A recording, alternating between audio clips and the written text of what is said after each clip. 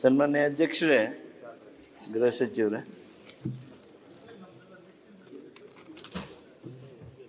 ಸನ್ಮಾನ್ಯ ವಿರೋಧ ಪಕ್ಷದ ನಾಯಕರು, ಹಿರಿಯ ಸಚಿವರ ಶಾಸಕರಾಗಿರ್ತಕ್ಕಂಥ ಆತ್ಮೀಯರಾದ ಸುರೇಶ್ ಕುಮಾರ್ ಅವರು, ಜ್ಞಾನೇಂದ್ರ ಅವರು, ತನ್ವೀರ್ ಶೇಟ್ ಅವರು, ಬಾಲಕೃಷ್ಣ ಅವರು, ಅಶ್ವಥ್ ನಾರಾಯಣರು, ಬಸನಗೌಡ ಪಾಟೀಲ್ ಯತ್ನಾಳ್ ಅವರು ವಿವರವಾಗಿ ತಮ್ಮ ಅಭಿಪ್ರಾಯಗಳನ್ನು ಹೇಳಿದ್ದಾರೆ. ಹಾಗೂ ಬಿಲ್ಲನ್ನು ಸ್ವಾಗತ ಮಾಡಿದ್ದಾರೆ. ನಾನು ಹೆಚ್ಚಿನ ವಿವರಣೆಗೆ ಹೋಗುವ ಮೊದಲು ನಾನು ಒಂದು ಮಾತು ತಮಗೆ ಪ್ರಸ್ತಾಪ ಮಾಡೋದು ನಾನು ಮಾಡಿದೆ.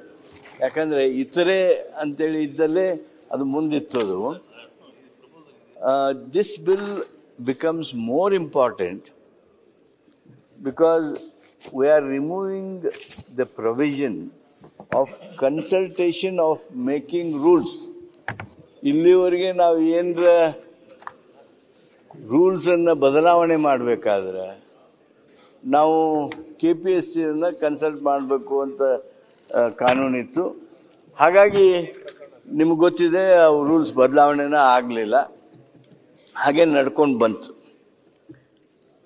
ತಾವೇನು ಅಭಿಪ್ರಾಯಗಳನ್ನು ವ್ಯಕ್ತ ಮಾಡಿದಿರಿ, ಆ ಅಭಿಪ್ರಾಯಗಳಿಗೆ ಸರ್ಕಾರ ಅಲ್ಗಳೆಯೋದಕ್ಕೆ ಸಾಧ್ಯವೇ ಇಲ್ಲ. Even my chief minister is so unhappy with the working of the KPSC. Not only chief minister, every one of us. ಈ ಸದನದೊಳಗಿದ್ದವ್ರು ಯಾರು ಇಲ್ರಿ ಚಲೋ ಐತಿ ಅಂತೇಳಿ ಯಾರೂ ಅಭಿಪ್ರಾಯ ಹೊಂದೋದಕ್ಕೆ ಸಾಧ್ಯ. ತಾವು ಗಮನಿಸಿದ್ರೋ ಇಲ್ಲೋ ಗೊತ್ತಿಲ್ಲ, ಮೊನ್ನೆ ಹೈಕೋರ್ಟ್ನಲ್ಲಿ ಈ ವಿಷಯ ಬಂದಿತ್ತು. ಕೃಷ್ಣ ದೀಕ್ಷಿತ್ ಅವ್ರದ್ದು ಅಂದರೆ ಎಲ್ಲಿವರೆಗೆ anguish of a judge, frustration of a judge for the well being of the society ಎಲ್ಲಿವರೆಗೆ ಹೇಳಿದರು ಅಂದರೆ, ಕನಿಷ್ಠ 50% ನೀವು ಪ್ರಾಮಾಣಿಕವಾಗಿ ಮಾಡಬೇಕೋ ಇಲ್ರಿಯೋ. ಅವ್ರೇನ್ ಶಬ್ದ ಯೂಸ್ ಮಾಡಿದ್ರು ಅದನ್ನು ಹೇಳ್ರಿ. ಆ ಶಬ್ದಗಳನ್ನು ನಾನು ಹೇಳಕ್ ಹೋಗೋದಿಲ್ಲ, ಬಟ್ ಐ ಕಾಂಗ್ರ್ಯಾಚುಲೇಟ್ ಹಿಮ್. ಯಾಕಂದ್ರೆ ನಾವು ಇವತ್ತು ಸಂವಿಧಾನ ಇಟ್ಕೊಂಡು ನಾವು ಮಾತಾಡಬೇಕಾಗ್ತದೆ, ಅದು ನಮ್ಮ ಜವಾಬ್ದಾರಿ. 314ರಿಂದ 318ರವರೆಗೆ ಏನು KPSC ಬಗ್ಗೆ ಕಾನ್ಸ್ಟಿಟ್ಯೂಷನಲ್ ಪ್ರೊವಿಷನ್ಸ್ ಇವೆ, ಈ ಪ್ರೊವಿಷನ್ಸ್ ಕೆಳಗೆ we the legislature, state legislature are the state governments are so weak. ನಾವು ಯಾರನ್ನ ತೆಗಿಬೇಕು ಅಂದರೆ, subject to the provisions of clause 3, the chairman or any other member of Public Service Commission shall only be removed from his office by order of the President on the ground of misbehavior after Supreme Court on reference being made to it by the President has on inquiry held in accordance with the procedure prescribed in that behalf under Article 145 reported that the chairman or such other member, as the case may be, ought on any such ground to be removed. ಅಂದ್ರೆ ಆ ಜೀವನದಾಗ ಅಸಾಧ್ಯ, ಜೀವನದಾಗ ಆಗೋದಿಲ್ಲ. This is the predicament. ಇದೊಂದು ರೀತಿ ನಮಗೆ ಇರ್ತಕ್ಕಂಥ ಅಡಚಣೆ. ಅದನ್ನು ಸಂವಿಧಾನ ತಿದ್ದುಪಡಿ ಮಾಡಬೇಕಾದವರು ಸಂಬಂಧಿತ ಸಂದರ್ಭದಲ್ಲಿ ಆ ಕೆಲಸ ಮಾಡಬೇಕು ಅನ್ನೋದನ್ನು ಸಹಿತ ನಾ ಈ ಸಂದರ್ಭದೊಳಗೆ ಹೇಳ್ತಾ, ಈ ರೂಲ್ಸ್ ಚೇಂಜ್ ಮಾಡೋದ್ರೊಳಗೆ ನಾವೇನಿವತ್ತು ಅವ್ರನ್ನ ಕನ್ಸಲ್ಟೇಷನ್ ಮಾಡಬೇಕಂತಿತ್ತು ಅದನ್ನು ನಾವು ಕೈ ಬಿಟ್ಬಿಟ್ಟಿದ್ದೇವೆ. ಇವತ್ತು ನೀವು ಪಾಸ್ ಮಾಡಿಕೊಟ್ರೆ ಅಂದರೆ ಅದನ್ನ ಕೈ ಬಿಟ್ಟಂಗೆ ಕೌನ್ಸಿಲ್ನಲ್ಲಿ ಮತ್ತು ನಮ್ಮ ಈ ಬಿಲ್ ಪಾಸ್ ಆಗಬೇಕು. ಅದಾದಾಗ ನಮ್ಮ ಮೇಲೆ ಹೆಚ್ಚಿನ ಜವಾಬ್ದಾರಿ ಬೀಳ್ತದೆ. Government will have more responsibility and powers. ಅವಾಗ ನಾವು ಹಿಂಗೆ ನೀವು ಕೆಲಸ ಮಾಡಿರಿ, ಹಿಂಗೆ ನೀವು ಕೆಲಸ ಮಾಡಿರಿ ಅಂತೇಳಿ ಹೇಳೋದಕ್ಕೆ ಸಾಧ್ಯ ಆಗುತ್ತೆ, ಒಂದು ಹೆಜ್ಜೆ ಮುಂದೆ ಹೋಗೋದಕ್ಕೆ ಆಗ್ತದೆ. ಕೃಷ್ಣ ದೀಕ್ಷಿತ್ ಅವರು ಯಾವ ಪರಿಯಾಗಿ ಹೇಳಿದ್ದಾರೆ ಅಂದರೆ, ಶಬ್ದಗಳಲ್ಲಿ ನಾವು ಅದನ್ನೇ ಇಲ್ಲಿ ಮಾತನಾಡೋದು ಸಹಿತ ಮುಜುಗರ ಏನೋ ಅನ್ನೋ ಹಾಗೆ ಸ್ಪಷ್ಟವಾಗಿ ತೂಕವಾದ ಮಾತು ಹೇಳಿದ್ದಾರೆ, ಸತ್ಯವಾದ ಮಾತು ಹೇಳಿದ್ದಾರೆ. ಆ ಕೋರ್ಟ್ ನೊಳಗ ಅಬ್ಸರ್ವೇಷನ್ಸ್ ಏನು ಬಂದಿವೆ which records, not just small observations. ನಾನು ಇಷ್ಟೇ ಕೇಳ್ತೀನಿ, ಇಂಥ ಸಂದರ್ಭದೊಳಗೆ ನಾವು ಇಲ್ಲಿ ಲೆಜಿಸ್ಲೇಚರ್ದೊಳಗೆ ಯಾರ ತಪ್ಪು ಮಾಡಿದ್ರೆ, ಮಂತ್ರಿ ಯಾರ ತಪ್ಪು ಮಾಡಿದ್ರೆ ಏನು ಕೇಳ್ತೀವಿ ನಾವು? ನೀವು ರಾಜೀನಾಮೆ ಕೊಡ್ರಿ, ನಿಮ್ಗೆ ಆತ್ಮಸಾಕ್ಷಿ ಐತೆಯೋ ಇಲ್ಲೋ, ನೀವು ಯಾಕೆ ಕೊಡಬಾರ್ದು? ಈ ಪ್ರಶ್ನೆ ಸಹಜವಾಗಿ ಕೇಳ್ತೇವಲ್ಲ. ಇವತ್ತು ಆತ್ಮಸಾಕ್ಷಿ ಇದು ಕೇವಲ ರಾಜಕಾರಣಿಗಳಿಗೆ ಮಾತ್ರನಾ? When everyone knows that these are the lekhinas, these are the corrupt practices going on. Here is a KPSC which cannot conduct examination. Here is a KPSC which cannot even give a translated right copy to the candidates who are appearing for examination.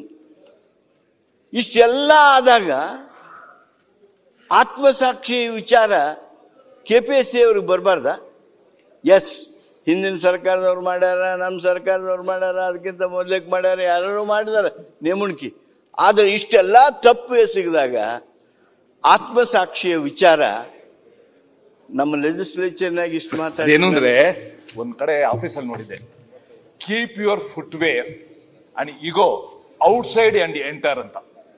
ಇವ್ರು KPSC ಒಳಗಡೆ ಹೋಗುವಾಗ ಆತ್ಮಸಾಕ್ಷಿನ ಆಚೆನೆ ಇಟ್ಬಿಟ್ಟು ಅಥವಾ bank locker ಇಟ್ಬಿಟ್ಟು ಒಳಗಡೆ ಹೋಗ್ತಾರೆ. ಅದು problem ಹೋಗ್ತಾರೆ.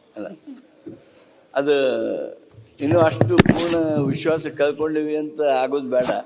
ಆದರೆ ಇಷ್ಟು ನಾನು ಈ ಸಂದರ್ಭದಲ್ಲಿ ಈ ಸದನ ಒಪ್ಪೋದಾದ್ರೆ ಇನ್ನೂ ಐತೆ ಆತ್ಮ ಅಲ್ಲ ಸಚಿವರೇ, KPSC ಬಗ್ಗೆ ಇನ್ನೂ ಆತ್ಮವಿಶ್ವಾಸ ಇದೆಯಾ?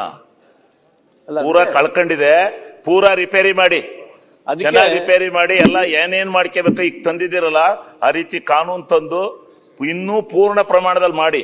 ಎಲ್ಲ ಜನ ಆಡ್ಕೊತಾ ಇದಾರೆ, ಓದ್ಯಂತ ನಿರುದ್ಯೋಗಿ ಪದವೀಧರರೆಲ್ಲ ಚೀಮಾರಿ ಆಗ್ತಾ ಇದಾರೆ. ಈ ಸದನ ಒಪ್ಪೋದಾದ್ರೆ let us tell KPSC that ಆತ್ಮಸಾಕ್ಷಿಯಿಂದ ನಡ್ಕೊಳ್ಳಿ. ಈ ಎಲ್ಲ ಟೀಕೆ ಟಿಪ್ಪಣಿ, ಈ ಎಲ್ಲ ಆರೋಪಗಳ ಹಿನ್ನೆಲೆಯೊಳಗ, ನಿಮ್ಮ ಅದಕ್ಷತೆಯ ಹಿನ್ನೆಲೆಯೊಳಗ ತಾವು ರಾಜೀನಾಮೆ ಕೊಟ್ಟರೆ ಸರ್ಕಾರಗಳು ಸರಿಯಾಗಿ ಜನರ ಸ್ಪಂದನೆ, ಜನರ ಬಯಕೆ, ನಿರೀಕ್ಷೆಯಂತೆ ಕೆಲಸ ಮಾಡೋದಕ್ಕೆ ಸಾಧ್ಯ ಆಗ್ತದೆ. ನಾನು ನಮ್ಮ ಅಭಿಪ್ರಾಯ ಇದು ಅಂತಲ್ಲ, ಅಥವಾ ಸುರೇಶ್ ಕುಮಾರ್ ಅವರು ಹೇಳಿದ್ರು, ವಿರೋಧ ಪಕ್ಷದವ್ರು ಹೇಳಿದ್ರು ಅಂತಲ್ಲ. ಇದು ಸಾರ್ವಜನಿಕರ ಅಭಿಪ್ರಾಯ, ಪತ್ರಿಕೆಯವರ ಅಭಿಪ್ರಾಯ, ಕೋರ್ಟಿನ ಅಭಿಪ್ರಾಯ. ಆಮೇಲೆ ತಪ್ಪುಗಳೆಲ್ಲ ಏನು ಕನ್ನಡದ್ದು ಏನು ಬಂದು, ಇಂಗ್ಲೀಷ್ ಏನು ಬಂದು ಎಲ್ಲ ನಾವು ನೋಡಿಬಿಟ್ಟಿದ್ದೇವಲ್ಲ. ಇಷ್ಟೆಲ್ಲ ಆದಮೇಲೆ ಅವ್ರಿಗೆ ಉತ್ತರ ಹೇಳೋದಕ್ಕೆ ಅವಕಾಶ ಬೇಕಾ? ಅದಕ್ಕೆ ಆತ್ಮಸಾಕ್ಷಿ ನಿಮ್ಮ ಹತ್ರ ಬರಲಿ, KPSC ಅವರ ಹತ್ರ.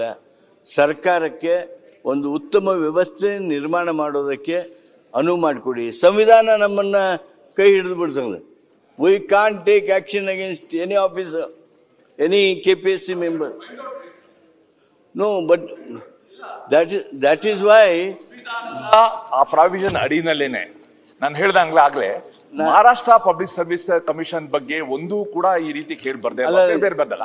ಅದಕ್ಕೋಸ್ಕರ ಹೇಳ್ತಾರೋ, under those provisions only, under that bracket we have to find out. ನಾವು ಇಲ್ಲಿರೋದು ಸೊಲ್ಯೂಷನ್ಸ್ಗೆ ಪ್ರಾಬ್ಲಮ್ಸ್ ಕೊಡಕ್ಕಲ್ಲ, ಪ್ರಾಬ್ಲಮ್ಸ್ಗೆ ಸೊಲ್ಯೂಷನ್ಸ್ ಹುಡ್ಕೋಕ್ಕೋಸ್ಕರ. I fully agree with you Suresh Kumar. ನಾನು ಅದಕ್ಕೆ ಹೇಳಿದೆ, ಈ ಸಂವಿಧಾನದ ಮುಖಾಂತರಂತೂ ನಮಗೆ ಯಾವುದೂ ಹಕ್ಕುಗಳಿಲ್ಲ ಅಥವಾ ಯಾವುದೂ ಅವಕಾಶಗಳಿಲ್ಲ. ಆದರೆ ಅದನ್ನು ಸರಿಪಡಿಸೋದಕ್ಕೆ ಏನು ಮಾಡಬಹುದು ಅಂತ ಹೇಳಿ ನಾವು ಈಗ ಆ ರೂಲ್ಸ್ ಮೇಕಿಂಗ್ ಫುಲ್ ಅಥಾರಿಟಿನ ನಾವು ಇಟ್ಕೊಂಡಿಬೇಕು ವಿತ್ ದಿಸ್ ಅಮೆಂಡ್ಮೆಂಟ್. ಇದರಿಂದ ಒಂದು 4-8 ಹೆಜ್ಜೆ ಮುಂದೆ ಹೋಗೋದಕ್ಕೆ ಅವಕಾಶ ಇದೆ. ಆ ಅವಕಾಶವನ್ನು ನಾವು ಬಳಕೆ ಮಾಡಿಕೊಳ್ಳೋಣ. ಇದು ಒಂದು ಉತ್ತಮವಾಗಿರ್ತಕ್ಕಂಥ ಆರೋಗ್ಯಕರ ಚರ್ಚೆ ಮಾಡಿ ತಾವು ಬಿಲ್ಲನ್ನು ಸ್ವಾಗತ ಮಾಡಿದಿರಿ, ಅದಕ್ಕಾಗಿ ತಮಗೆ ವಂದನೆಗಳು. ನ್ಯೂಸ್ ಫಸ್ಟ್, ನಿರ್ಭೀತಿಯಿಂದ ನಿಮ್ಮ ಪರವಾಗಿ.